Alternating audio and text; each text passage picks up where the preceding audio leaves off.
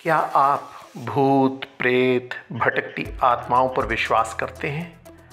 क्या भूत, प्रेत, भटकती आत्माओं का कोई वजूद होता है? इन पर सभी के अलग अलग विचार होते हैं। कोई कहता है हाँ होते हैं, तो कोई केवल इसे भ्रम कहता है। परंतु सच ये भी है कि आज तक भूत, प्रेत, भटकती आत्माओं का कोई भी सार नहीं पा सका है।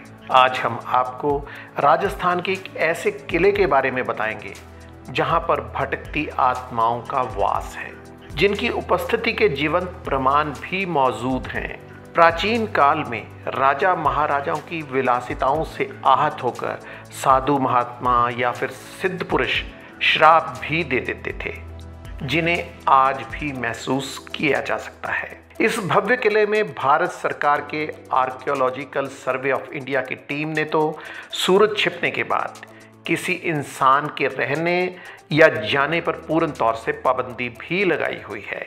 यह भी माना जाता है कि जो भी शख्स इस किले में सूर्यास्त के बाद गया वह कभी वापस जिंदा नहीं लौटा। राजस्थान का यह किला आज भी शापित भटकती आत्माओं का निवास स्थान बना हुआ है। आइए बताते हैं इस किले का क्या नाम है, कहां पर स्थित है। इतना ही नहीं, इस किले में भटकती आत्माओं का असल रहस्य क्या है। राजस्थान के अलवर जिले में स्थित भानगढ़ का किला आमेर के राजा भगवंत दास ने 1573 ईस्वी में बनवाया। राजा भगवंत दास के छोटे बेटे मान सिंह, जो मुगल शहंशाह अकबर के नवरत्नों में से एक थे, उनके छोटे भाई माधो सिंह ने इसे अपना निवास स्थान बना लिया था। मुगलों की जब ताकत कमजोर पड़ने लगी तो महाराजा सवाई जय सिंह ने इस किले को अपने अधिकार में ले लिया। भानगढ़ का यह किला विशाल 4 दीवारी से घिरा हुआ है। इसके भीतर अब दाईं तरफ कुछ हवेलियों के अवशेष ही रह गए हैं।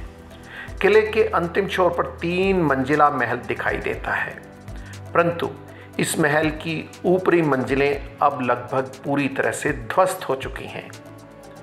किले के चारों तरफ पहाड़ियां हैं। इस किले के भीतर भगवान सोमेश्वर, गोपीनाथ जी, मंगला देवी और केशव राय के मंदिर स्थापित हैं, परंतु अधिकतर मंदिरों में से मूर्तियां गायब हो चुकी हैं। केवल सोमेश्वर महादेव मंदिर में शिवलिंग आज भी प्राण प्रतिष्ठित है। बताया जाता है कि जिस जगह पर यह किला बना हुआ है, इस स्थान के पास ही बालूनाथ योगी का तपस्या स्थल भी था। उन्होंने किले के निर्माण की अपनी सहमति दी, परंतु साथ में उन्होंने ये शर्त भी रख दी कि मेरी तपस्या स्थल को किले की परछाई ना छूने पाए। राजा के वंशजों ने इस बात पर ध्यान न दिया और किले का निर्माण लगातार जारी रखा। आखिर एक दिन किले की परछाई ने योगी के तपस्या स्थल को छू लिया।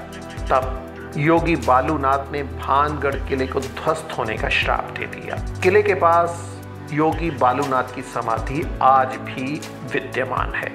एक अन्य कहानी अनुसार भानगढ़ की राजकुमारी रत्नाव बहुत सुंदर थी। राजकुमारी के स्वयंवर की तैयारियां शुरू हुई।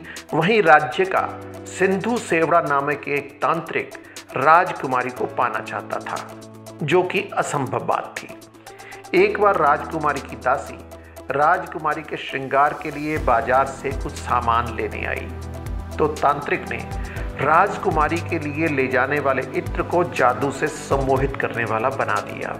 राजकुमारी रत्नावती के हाथ से वह तेल एक चट्टान पर गिर गया। वह चट्टान तांत्रिक की तरफ लुढ़कती हुई आने लगी और वह तांत्रिक चट्टान के नीचे दबकर मर गया। मरने से पहले तांत्रिक ने उस नगरी व राजकुमारी को नाश होने का श्राप दे दिया। कहते हैं कि कुछ दिनों बाद ही भानगढ़ व अजबगढ़ में भयंकर युद्ध हुआ, जिसमें राजकुमारी सहित बड़ी संख्या में परिवार व अन्य लोग मारे गए। इस किले में लोग जो भी जाते थे उन्हें अलग तरह की आवाज़ें, चीखने की, आत्माओं के भटकने की आवाज़ें सुनाई देती थी। इस पर एक बार भारत सरकार ने अर्धसैनिक बलों को इसकी सच्चाई जानने के लिए भेजा कि किले में क्या सचमुच में आवाज़ें सुनाई देती हैं। कई सैनिकों ने किले में चीखें व आत्माओं के भटकने की आवाज़ें सुनने की पुष्टि भी की।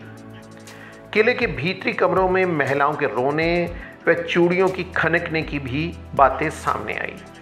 किले का पिछला हिस्सा जहां पर अक्सर अंधेरा रहता है, वहां पर एक विशेष तरह की गंध को भी महसूस किया जा सकता है। इसके बाद इस किले की जो रिपोर्ट सामने आई, इस किले में शाम ढलने के बाद पुरातत्व विभाग ने किसी को भी वहां पर रहने और जाने पर पाबंदी लगा दी। यह बोर्ड आज भी किले के बाहर लगा हुआ है। इस तरह की रोमांचक जानकारियां आपके समक्ष ट्रुथ वर्ल्ड निरंतर पेश करता रहेगा।